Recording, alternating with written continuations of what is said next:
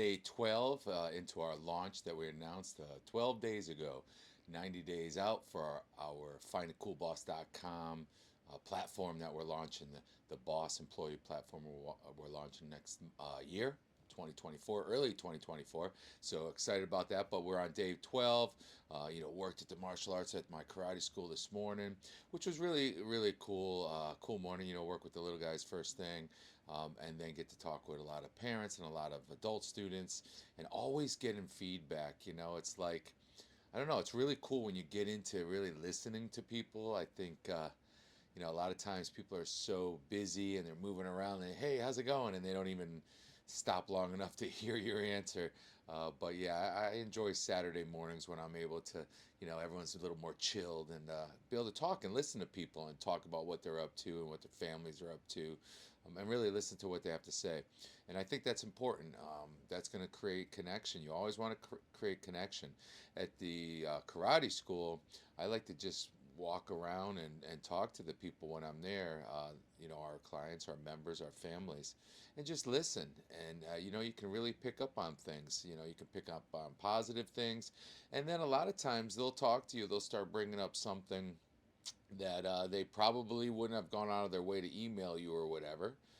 But you got that chance. You're right in front of them. You're giving a pound on the back as you're walking by, and they're like, "Hey, by the way," And I think that's really important when it comes to getting intel on for your market. So whether you're doing a tech type of launch like what we're doing here, or any business, you gotta stop long enough to listen to what people are saying, and you get to pick up on the vibe, and if it's a positive one, and you feel everyone feels good when they're in your store or in your office, or dealing with your company, and not just always go full steam ahead and just think you're doing exactly what needs to be done. You got to be able to adapt. Adaptability is definitely one of our most impactful skills when it comes to being a great leader. So last night, I think I had mentioned it on another video, but last night we were testing some people for black belts, so that was really cool. And once again, I do talk about karate a lot because that is my primary first business that I started out with, and really what I thank for teaching me how to, actually interact and make positive impacts on people over the last 30 years. A lot of people that get into consulting, business consulting, coaching, things like that, they I mean, I'm thinking that a lot of people are like, hey, that you're really good, you should do this. They're friends and people that know them. um, and then they usually go and take a course or some sort of thing like that in order to learn how to present the coaching and how to be as effective as possible.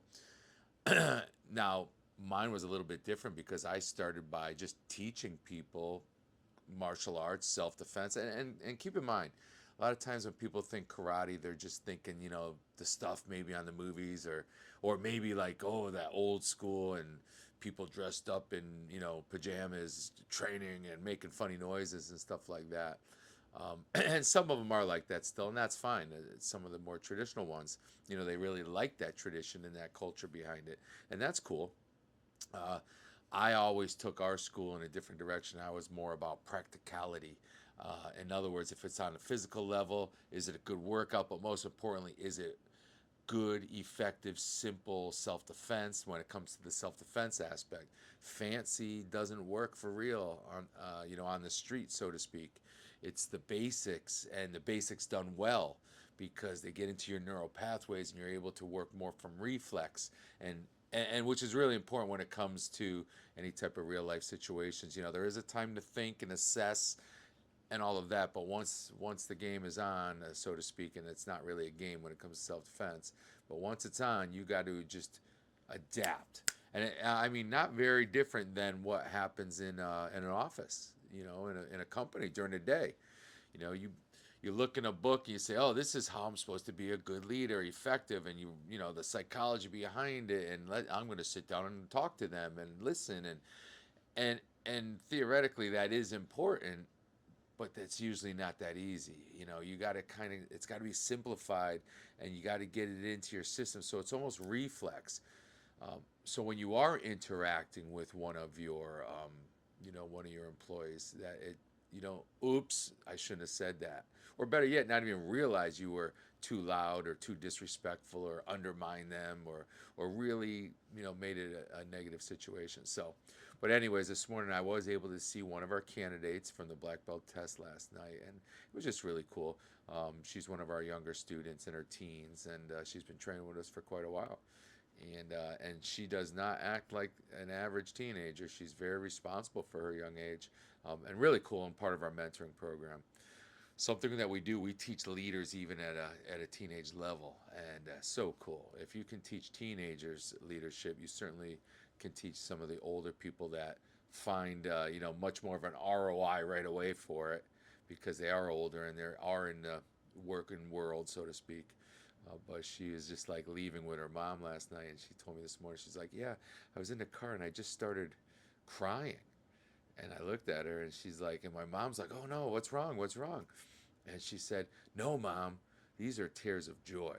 And I know it sounds maybe a little corny to some of you, but I mean, check it out. It doesn't matter who you are, younger, teenage girl, or, you know, 80-year-old man or woman or whatever.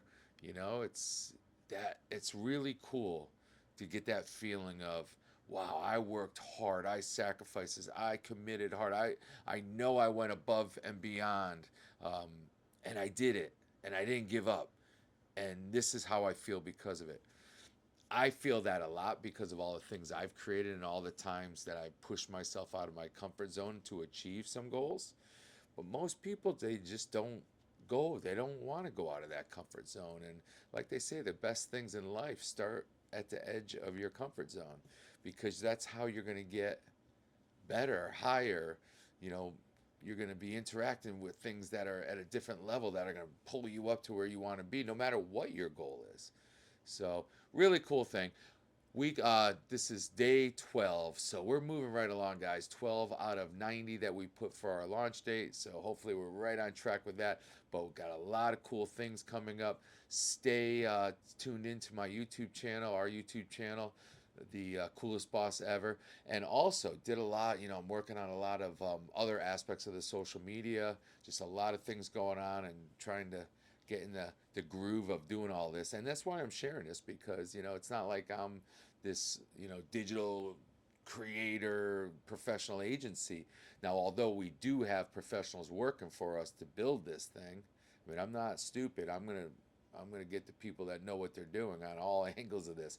But it started with my vision and my purpose, and then I started sharing that right away with everyone that we're bringing in on the team. So hopefully this aligns with you and what it can do for your company. So leave any comments, any topics you want to talk about, any challenges you might have as a business leader with your company, with your employees, and we can share that stuff right here on these videos. So really cool. Look forward to the next day, and I'll see you soon.